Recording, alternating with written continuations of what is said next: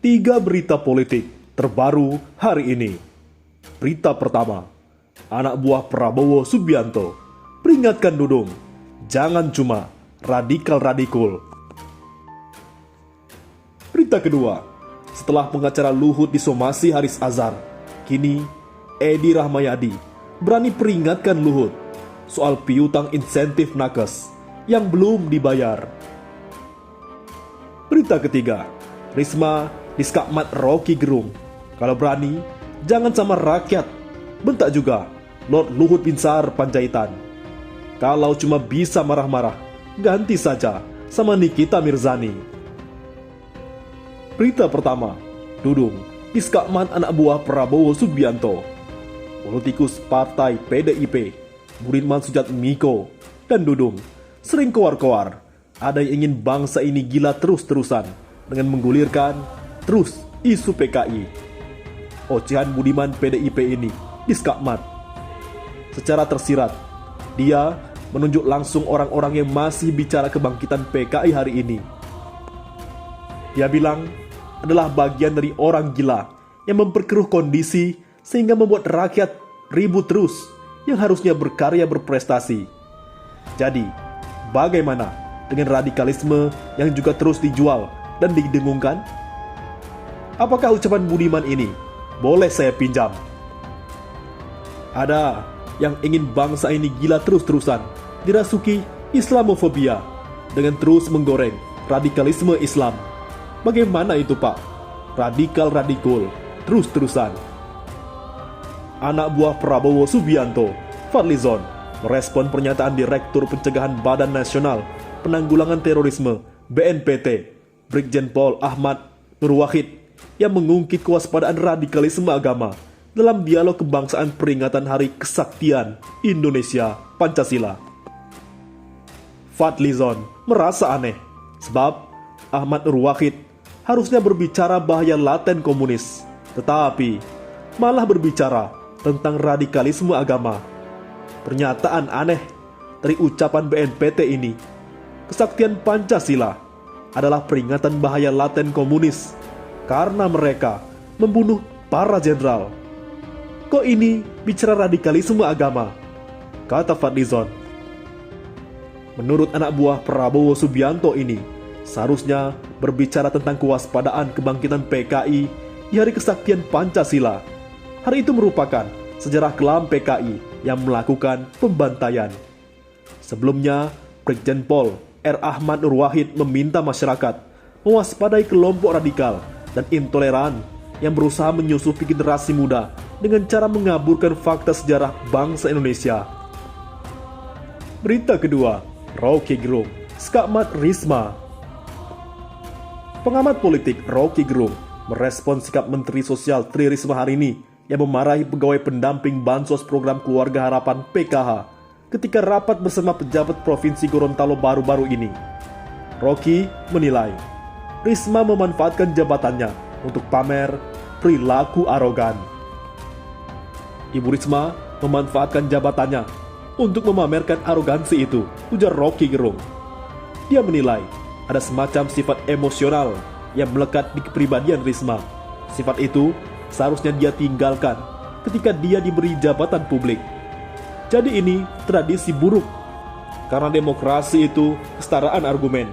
Dalam kasus Risma ini, jauh sekali, timpang sekali dalam memperlihatkan kesetaraan argumen, kata Rocky Gerung. Dosen ilmu filsafat ini mengatakan, Risma seharusnya tidak membentak bawahannya di depan publik karena status mereka tidak setara, sehingga bawahannya itu tidak bisa membela diri. Sekalipun kita marah, jengkel, kita tak boleh membentak anak buah di depan publik. Kalau bentak pejabat, tidak masalah, karena itu setara.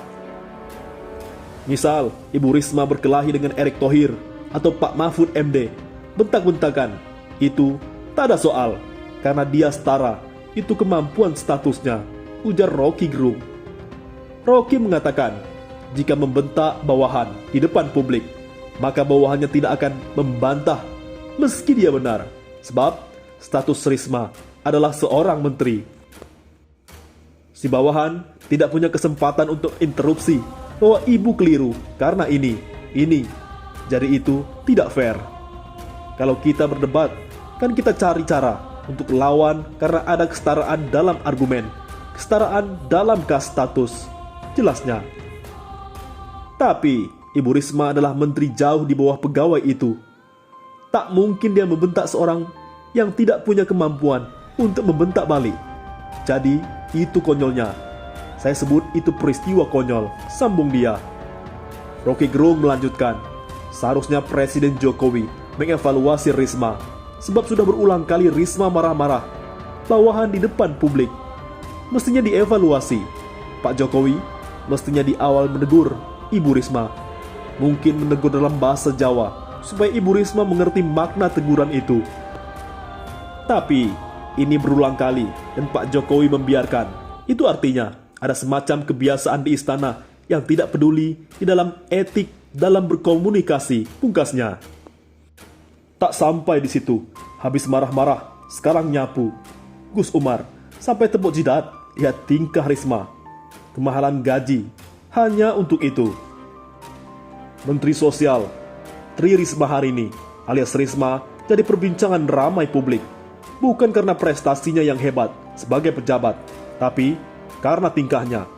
Belum lama, mantan wali kota Surabaya itu membuat Gubernur Gorontalo mengecamnya karena memarahi pegawai rendahan di lingkungan pemerintah Provinsi Gorontalo.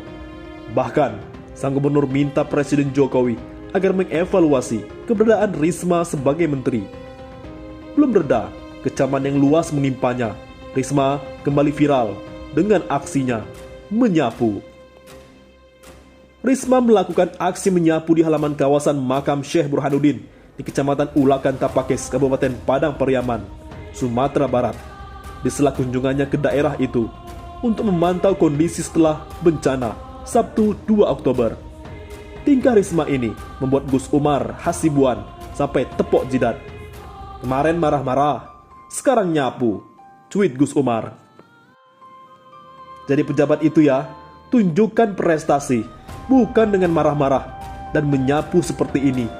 Ngapain? Nyapu-nyapu begitu. Itu bukan tugas menteri. Kemahalan, digaji hanya untuk begituan, ungkap netizen. Berita ketiga, setelah pengacara Luhut disomasi Haris Azhar, kini Edi Rahmayadi berani peringatkan Luhut soal utang piutang insentif nakes yang belum dibayar. Gubernur Sumatera Utara Edi Rahmayadi mengingatkan Menteri Koordinator Bidang Kemaritiman dan Investasi Luhut Binsar Panjaitan soal tagihan piutang insentif tenaga kesehatan tahun 2020. Edi berharap pemerintah pusat menjadikan tagihan itu sebagai prioritas. Dia khawatir persoalan tersebut akan menjadi temuan Badan Pemeriksa Keuangan (BPK). Permintaan ini disampaikan Edi kepada Luhut pada rapat virtual mengenai pembukaan kedatangan internasional di sejumlah bandara udara Sabtu 2 Oktober sore. Perlu kami laporkan Pak Luhut mengenai tagihan piutang insentif nakes tahun 2020 sebesar 15 miliar rupiah yang belum dibayarkan Kemenkes. Kami minta ini diprioritaskan Pak, dan jangan terlalu lama, yang nantinya akan menjadi teguran kembali oleh BPK, pinta Edi. Pada rapat itu, Luhut memerintahkan Pemprov Sumut, Pemprov Bali, serta Angkasa Pura agar mematangkan persiapan jelang pembukaan kembali kedatangan internasional di Bandara Internasional Ngurah Rai dan Bandara Internasional Kuala Namu yang direncanakan pada Oktober 2021. Kita harus mempersiapkan dengan matang pembukaan kedatangan internasional ini, dan kita harus memperlihatkan kondisinya juga. Kalau masih meningkat angka COVID-19 ini, saya rasa tidak bisa kita laksanakan pada bulan ini, kata Luhut. Selepas rapat, Edi pun meminta jajarannya langsung merespon instruksi yang disampaikan Luhut. Saya meminta ini semua untuk mempersiapkan segala arahan dan instruksi pusat dengan sebaiknya dan berkoordinasi dengan Pangdam serta Kapolda Sumut, ucap Edi.